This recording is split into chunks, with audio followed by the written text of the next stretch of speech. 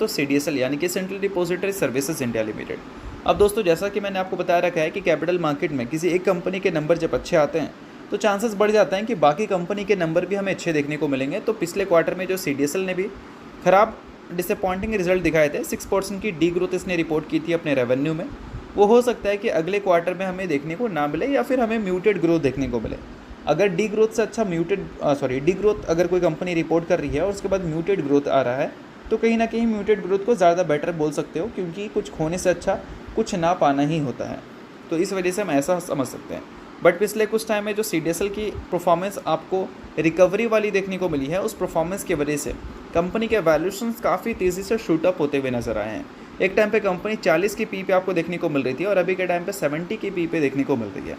तो इतनी तेज़ी से वैल्यूशंस इसलिए ऊपर गए हैं क्योंकि कंपनी के अर्निंग्स नीचे आई है। मैंने आपको समझाया है कि कोई भी कंपनी में अगर तेज़ी दिख रही है और उस कंपनी की EPS में भी अगर तेज़ी है तो फिर उस कंपनी के जो वैल्यूशन है वो बहुत तेज़ी से एक्सपेंसिव नहीं होंगे।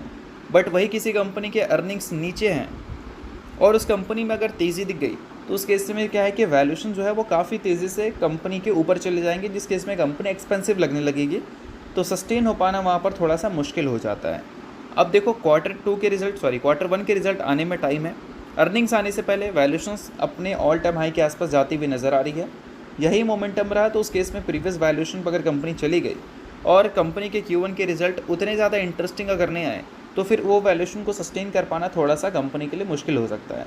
तो ये कोई रिकमेंडेशन नहीं मैं आपको दे रहा हूँ, कहने का मतलब ये है कि वैल्यूशन एनालिसिस जब भी आप करते हो तो वहाँ पर अर्निंग्स के एनालिसिस करना बहुत ज़रूरी है। प्रेजेंट अर्निंग्स कैसे हैं और आने वाले अर्निंग्स कैसे आपको दिख रहे हैं।